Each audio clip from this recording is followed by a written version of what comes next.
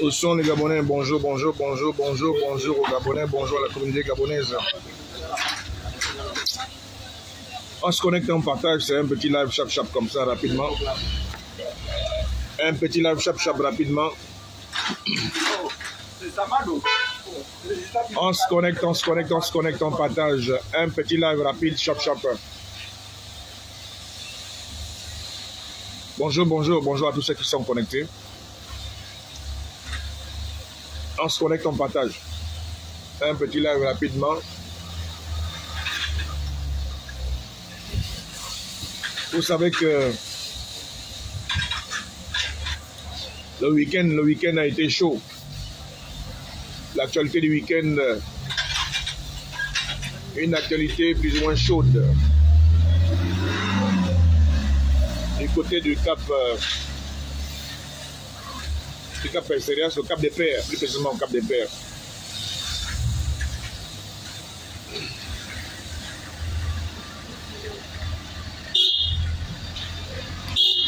Je ne reviendrai pas sur tout ce qui a été déjà dit sur cette affaire. Je ne reviendrai pas sur tout ce qui a déjà été dit sur cette affaire. D'accord? Les activistes ont fait ce qu'il y avait à faire. C'est de soutenir les populations gabonaises parce que les activistes sont la voix des sans-voix. Et donc, l'autorité Fabrice Ombambe que je suis, je représente le mouvement Plus Jamais Ça, PJC. Ce mouvement à la tête duquel le président fondateur, Fortuné Edou, d'ailleurs que vous suivez, que vous regardez depuis vendredi sur les réseaux sociaux, suite à l'affaire de notre frère et compatriote Thiam du côté du Cap des Pères, une affaire de titres fonciers de terrain, de spoliation de terre ancestrale. Donc, je ne reviendrai pas là-dessus. Vous êtes au courant de ce qui s'est passé. Toutefois, je viens d'écouter je viens encore une fois de plus de regarder le live de... Bonjour J. Dondon. Je viens de regarder encore une fois de plus le live du grand frère Fortuné. Et ce que je retiens une fois de plus, c'est que vraiment il y a un mal. En fait, il y a un mal qui est tapis dans l'ombre. Il y a quelque chose qui se trame dans l'ombre qui ne dit certainement pas son nom. Parce que c'est le constat amer que je fais, comme j'ai titré mon live, c'est qu'après l'affaire de la dénonciation de Tata Berti à Lambaréné sur l'affaire des marchés là avec les mamans béninoises, ça a pris une connotation d'un problème de règlement entre ça. Donc ça a pris des proportions. Là, un problème qui a été traité entre deux États, c'est-à-dire le Bénin et le Gabon. Et aujourd'hui, avec l'affaire de Thiam, ça semble vouloir aller encore dans le même sens. Et lorsqu'on regarde les réseaux sociaux, ça provient toujours des binationaux. Et ça, il faut pouvoir se le dire. Ce sont toujours les Gabonais nés au Gabon, soit de père gabonais, soit de mère gabonaise, qui viennent toujours acculer, qui viennent toujours nous acculer les activistes, acculer leurs propres frères gabonais, quand il s'agit d'un problème, un Gabonais 100% face à un Gabonais moitié-moitié. Est-ce que vous êtes né au Gabon? Est-ce que finalement, je ne sais pas, est-ce que finalement, nos mères ou nos pères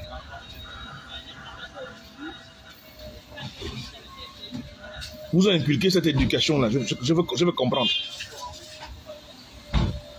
Aujourd'hui, à toutes les fois qu'il y aurait un problème comme ça, nos enfants, nos frères, nos parents qui sont étrangers sont brandis comme des otages.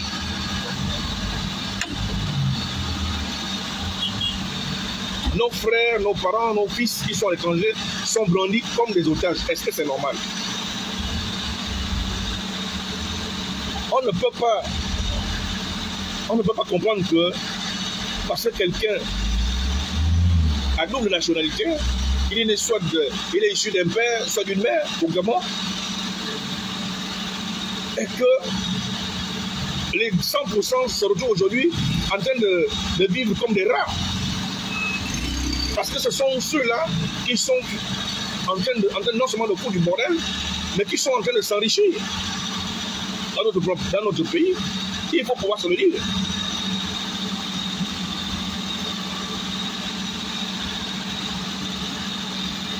C'est pas normal. Le Gabonais n'est pas connu à l'étranger comme un marmailleur. Le Gabonais n'est pas connu, n'est pas identifié dans tous les pays du monde comme un braqueur. Le Gabonais n'est pas identifié dans tous les pays du monde comme quelqu'un qui ne respecte pas la loi. Les Gabonais sont des gens sages quand ils sont à l'étranger. Les Gabonais à l'étranger savent respecter la loi du pays dans lequel ils vivent. Les Gabonais à l'étranger savent respecter les autochtones dans les pays dans lesquels ils résident.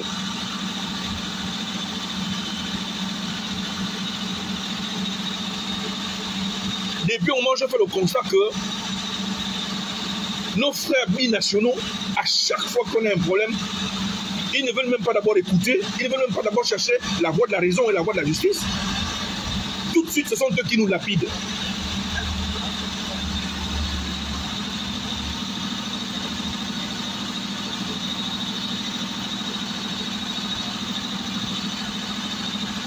Nous, Gabonais à l'époque, nous ne connaissions pas qu'on pouvait aller à l'étranger.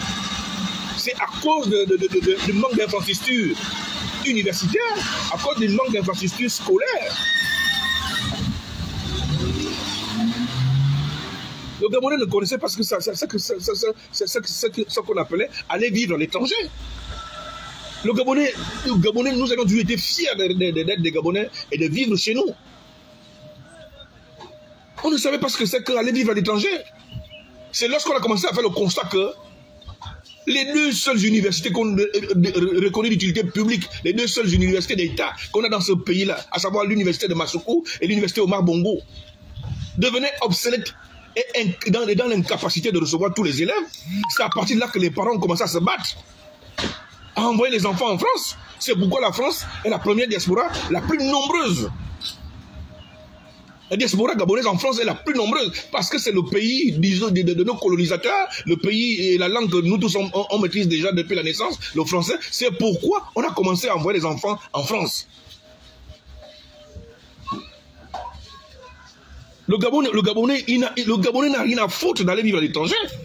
Le Gabonais, il est toujours bien chez lui.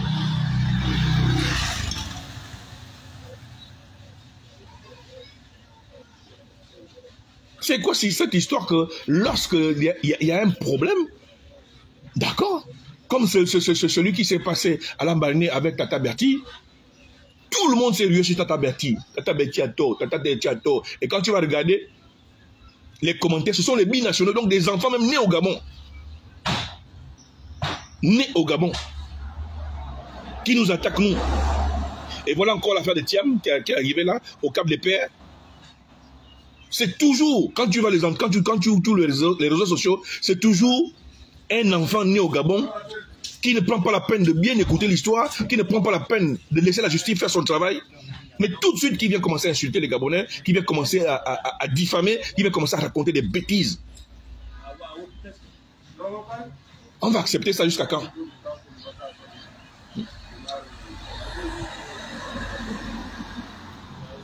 Jusqu'à quand on va accepter cette situation?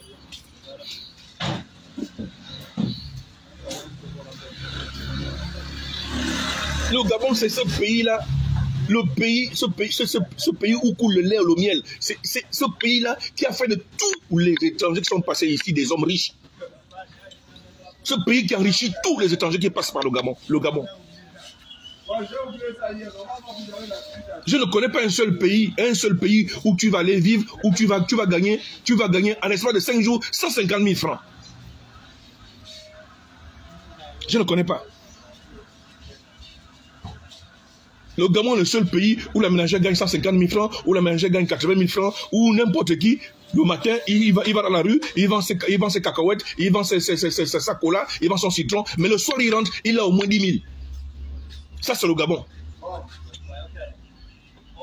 Et c'est ce pays-là que vous voulez vilipender, c'est ce pays-là que vous voulez brûler, c'est ce pays-là que vous voulez détruire. Pour que nous, les autochtones gabonais, nous puissions perdre nos richesses, nous puissions perdre notre place, nous puissions perdre nos terrains, nous puissions partir de ce pays et vous laisser la place. Non, mais ça ne peut pas se passer comme ça, c'est pas possible.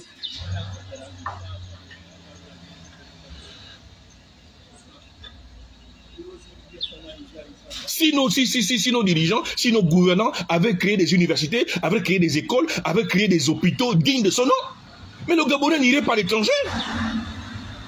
On part à l'étranger, on part vivre à l'étranger à cause de l'école. Il n'y a pas d'université au Gabon. On se bat, tant bien que mal, à pousser nos enfants jusqu'en terminale. Une fois l'enfant à l'OBAC, là, on l'envoie où? Les écoles privées coûtent excessivement cher. Les universités qui sont censées accueillir les élèves qui sont des universités d'État sont obsolètes. Il n'y a pas d'internat, il n'y a pas de restaurant, il n'y a rien là-bas. C'est la raison pour laquelle chaque parent est obligé de se diviser en 4 pour essayer d'envoyer son enfant à l'étranger. Vous pensez que ça fait plaisir à des parents comme nous de savoir que je peux mourir aujourd'hui et mon enfant se retrouve à l'étranger? Vous pensez que ça nous fait plaisir? C'est pour cette question, je la pose un peu au gouvernement, je la pose un peu au ministre de l'Éducation nationale, au ministre de l'Enseignement supérieur. Vous pensez que ça nous fait plaisir de savoir qu'à tout moment je peux mourir et c'est moi qui prends en charge mes enfants à l'étranger?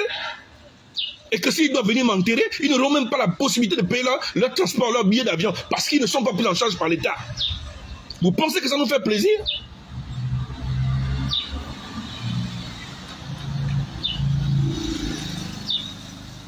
C'est ça là qui a commencé à faire fuir les intelligences de notre pays. Ils sont nombreux à l'étranger, d'abord pour ces raisons. Nous sommes dans la 5e République, jusqu'à ce jour, il n'y a aucun hôpital digne de son nom. de dernière génération. Les gens sont toujours en train de courir, aller se soigner en Turquie. La Turquie aujourd'hui devient le pôle central de la médecine. Le pays où les Gabonais vont se soigner maintenant. Les Gabonais savaient qu'ils pouvaient aller se soigner en Turquie.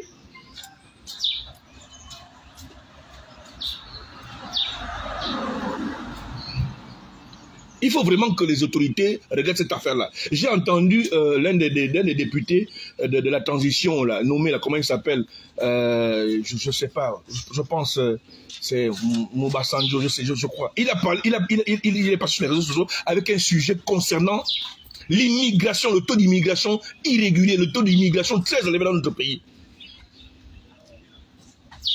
L'immigration non contrôlée et abusive dans notre pays. Les Gabonais deviennent plus inférieurs que les étrangers en situation irrégulière. Ça, ce n'est ce que les étrangers en situation irrégulière. Et ceux qui ont même les papiers. C'est pas possible. Le seul pays où quelqu'un rentre le lendemain, il trouve un boulot, il trouve son argent, il paye sa carte de séjour, il paye ses papiers, il réside au Gabon. Vous savez un pays où les gens trouvent l'argent facilement pour aller payer une carte de séjour, comme le Gabon?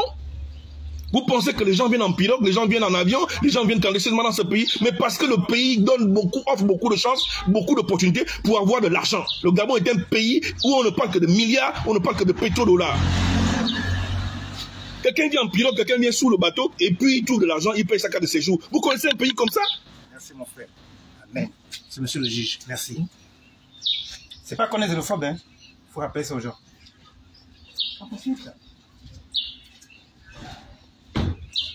Merci mon frère. Il faut absolument que ceux qui ont la gestion de ce pays regardent ça. Il faut que ceux qui gèrent ce pays puissent regarder ça. Le Gabonais va se retrouver un matin asphyxié. Je vous assure que c'est peut-être parce qu'il se retient encore. Je me rappelle qu'il y a une vidéo. Il y a une vidéo au niveau de l'échangeur de Nzayon. Un taximan camerounais était descendu de son taxi et il a chicoté une Gabonaise. Vous pouvez aller faire ça au Sénégal? Vous pouvez aller faire ça au Bénin? Vous pouvez aller faire ça dans n'importe quel pays. Dans n'importe quel pays, tu descends, tu chicotes une autochtone. Et c'est passé sur les réseaux sociaux sous silence. Le seul qui avait relayé cette histoire-là, c'est Alain Gauthier Mbomo. Qui s'était levé en disant sur les réseaux sociaux, ce n'est pas possible. Comment un taximan Camerounais de surcroît, il descend de la voiture, je ne sais pas ce que la Gabonaise a fait dans la voiture, il a tiré sa ceinture et il s'est mis à fouetter la Gabonaise, là, en Nzayon, avant l'échangeur de Nzayon. Les Gabonais ont regardé tout ça. Comme d'habitude, on a laissé, on s'est dit non, on va encore faire comment? Mais nous ne devons plus cautionner ce genre de comportement, ce n'est pas possible.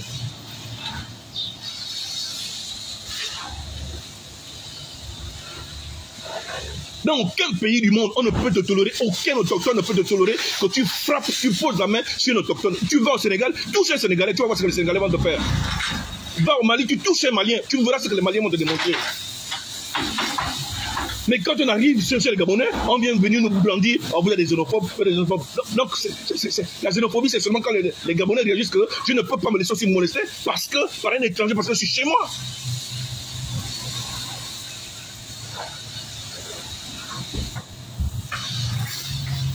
Ce que tu m'as fait au Cap des Pères samedi, c'est digne d'un terroriste, c'est digne d'un djihadiste. Comment quelqu'un peut se préparer avec des armes blanches, avec de l'essence? Il prémédite que là il vient brûler, là il vient tuer. Et sa gourganine de soeur vient parler dehors, machin, il a les papiers, il a les terrains. Est-ce qu'on l'a arrêté là parce qu'il a les papiers du terrain? On finit par l'arrêter parce que c'est un élément nuisible. Il est finalement dangereux. C'est un terroriste. Une hache, un couteau, un tournevis, de l'essence, du feu.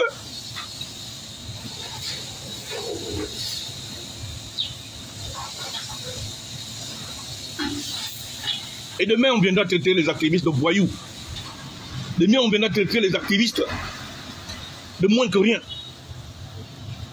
Quand tous nous savons que Eric Otete et Gilles Onono, depuis plus de 1 mois, depuis plus de 2 mois, alertaient déjà sur les réseaux sociaux.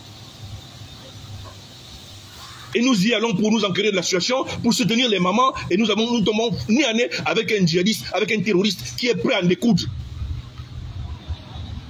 Et vous venez brandir, sa gourgandine de soeur vient brandir qu'il est gabonais, 50-50. C'est comme ça que doit se comporter un gabonais, un frère à nous que nous avons accepté, parce que papa est sorti avec ça, avec notre soeur, ou bien parce que notre soeur est sortie avec un Sénégalais. C'est ça les comportements que les binationaux doivent adopter dans notre pays. Il faut que ça s'arrête. Je connais des binationaux avec qui je suis né à Port-Gentil, qui n'ont même pas investi, qui n'ont même pas construit une seule bicoque. C'est des Béninois, c'est des Togolais, c'est des Sénégalais, c'est des Maliens. Mais allez-y voir ce qu'ils ont investi chez eux. Ils sont nombreux qui me suivent là, qui travaillent dans la même entreprise que moi. Ils n'ont rien investi au Gabon. Mais chez eux, ils sont accueillis comme des rois. Parce qu'ils ont des cités, ils ont des centaines de voitures garées dans les parkings, ils ont des immeubles. Mais pourtant, c'est les fils du Gabon, ils sont nés au Gabon, mais ils n'ont rien à investir au Gabon, que dalle. Nous sommes dans les mêmes entreprises pétrolières. Vous voulez qu'on se dise la vérité?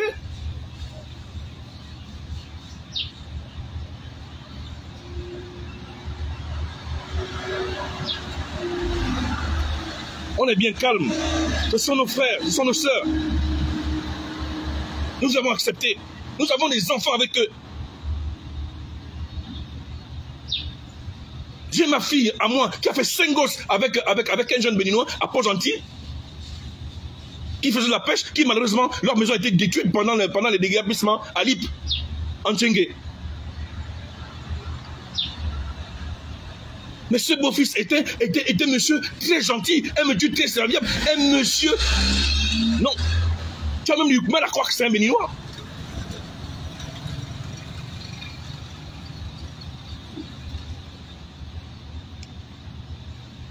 Mais nous avons également besoin d'être soutenus. Nous avons également besoin de la protection de nos gouvernants. Parce que nous nous revendiquons des patriotes, nous revendiquons notre pays. C'est le vert jaune bleu. C'est Gabon d'abord. C'est le vert jaune bleu. C'est Gabon d'abord. Nous sommes fiers d'être Gabonais. Mais ça ne donne pas le droit aux étrangers de nous marcher dessus. Il faut que ça s'arrête. Le calme du Gabonais n'est pas une lâcheté. Nous sommes le seul peuple qui avons accepté tout le monde. J'ai été étudié en Côte d'Ivoire, on m'avait dit en Côte d'Ivoire qu'on ne peut pas te prendre pour un stage. Devant un Ivoirien qui cherche un stage, on me l'avait dit en Côte d'Ivoire. Et je suis rentré au Gabon. Et c'est mon père qui a payé mes études en Côte d'Ivoire. La même chose que j'ai fait pour mes enfants aujourd'hui.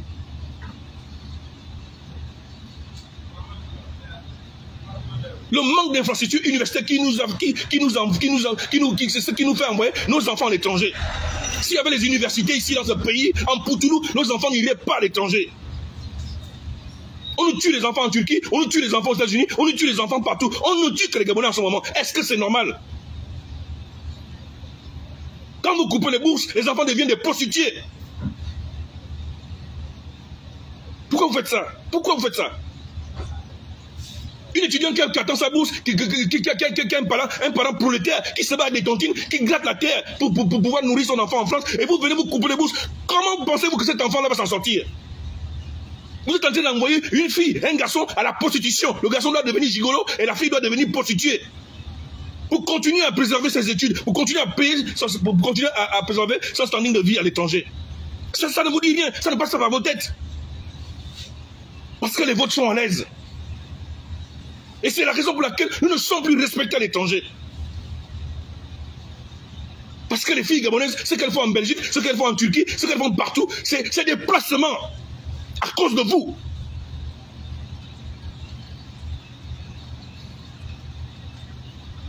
Où est cette dignité tant crié qu'on est venu donner la dignité aux Gabonais? Où est cette dignité? Une gourgandine de sœur de Thiam vient parler sur les réseaux sociaux que la justice gabonaise ne fait pas bien son travail.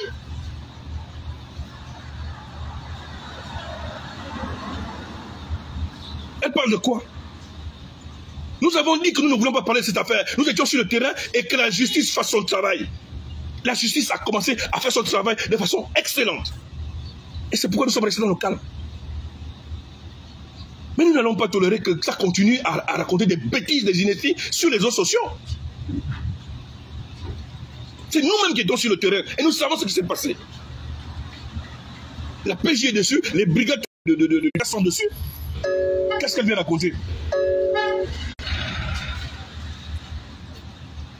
Voilà où nous en sommes. Pas d'université, pas d'hôpitaux, pas d'école primaire, rien.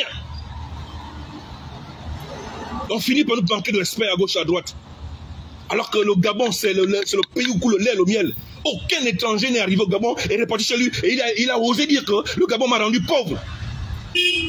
Tout étranger qui passe par le Gabon, après 1 an, il dit là toujours que le Gabon m'a rendu riche. J'ai une ménagère chez moi, j'ai une nounou chez moi, j'ai un gardien chez moi. Il faut aller voir les transferts qu'ils font à Western Union, qu'ils font dans les agences de transfert d'argent. Il faut aller voir. Ils vont avec des sacs d'argent pour envoyer ça chez eux, rapatrier l'argent chez eux.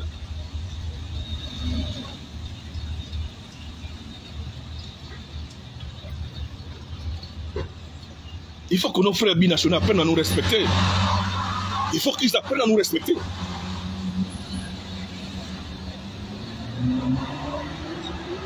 Et ça aussi, je m'adresse là aux Gabonais. Lorsqu'on a commencé à refaire la constitution, le moment du référendum et du dialogue national inclusif d'Angondja, le président lui-même, le président de la République, Brice Clotaire Oligui, avait dit qu'il voulait du 100% partout. C'est nous, Gabonais, qui sommes dit, oh non, non, non, on fait aussi les enfants avec les étrangers, on fait aussi les étrangers moitié-moitié, on fait aussi les étrangers. Voilà ce qui est en train d'arriver là. Le président de la République avait dit, moi je suis pour le 100%, 100%.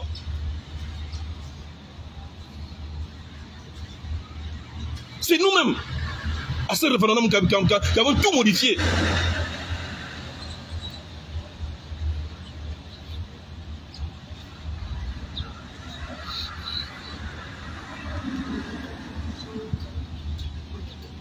Souvent, ce sont les mamans qui sont gabonaises. Parce qu'eux, ils viennent ici.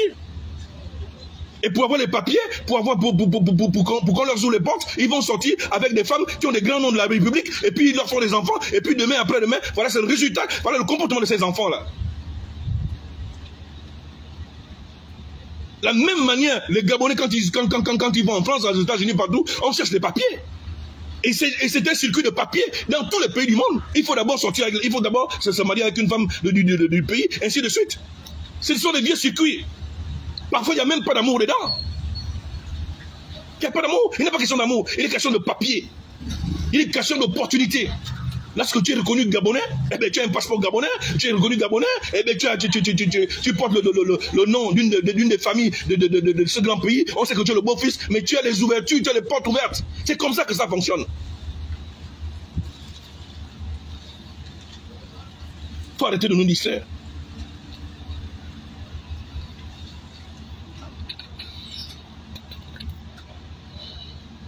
Il a fallu que les activistes se lèvent pour cette affaire-là.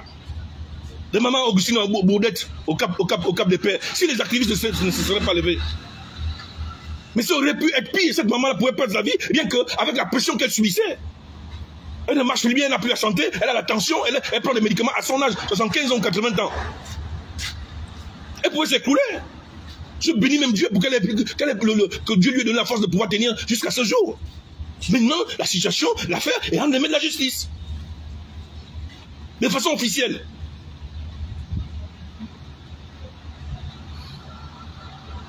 Mais le constat reste amer.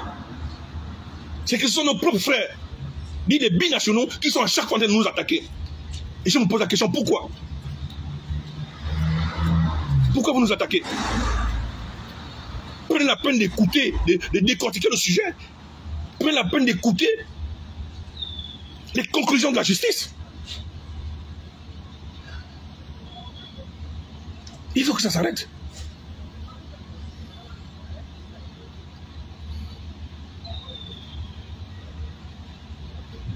Donc c'était là mon constat amer. Le constat que j'ai fait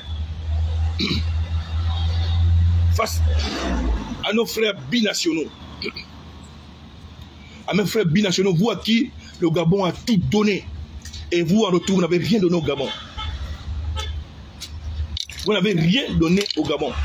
Le Gabon vous a tout donné. Dans vos pays d'origine, vous êtes des nababs. Vous êtes des rois. Mais au Gabon, vous vous faites penser pour des simples personnes. On vous voit, on se connaît. Les noms des familles, on les connaît. Les familles même, on les connaît. Mais là n'est pas le problème. Si vous considérez que le Gabon vous a tout donné, et que malgré ça, vous êtes encore là au Gabon, vous mangez, vous êtes sécurisé, vous êtes à l'aise, vous puisez votre pognon pour investir chez vous, ce n'est pas un problème. Ainsi va la vie. Mais de grâce, quand vous êtes sur le territoire gabonais, vous êtes gabonais. Donc par conséquent, lorsqu'un Gabonais a un problème, ayez l'humilité intellectuelle de reconnaître que je suis Gabonais, c'est ce pays-là qui a fait de moi ce que je suis. Que je sois maçon, que je sois gardien, que je sois inspecteur, que je sois instituteur, que je sois dans la fonction publique, parce que vous êtes partout. Ayez l'humilité intellectuelle de reconnaître que c'est le Gabon qui a fait de moi ce que je suis. C'est le Gabon qui m'a donné l'argent avec lequel j'ai investi chez moi. Quand bien même je suis au Gabon, je n'investis que dalle. Ayez l'humilité intellectuelle de le reconnaître. À mon entendeur, salut. Je suis autorité Fabrice Omanvé, membre du mouvement Plus Jamais ça PJC, en tête desquels le président fondateur Fortuné Edou. Que Dieu vous bénisse. Excellente journée à vous. Bye bye.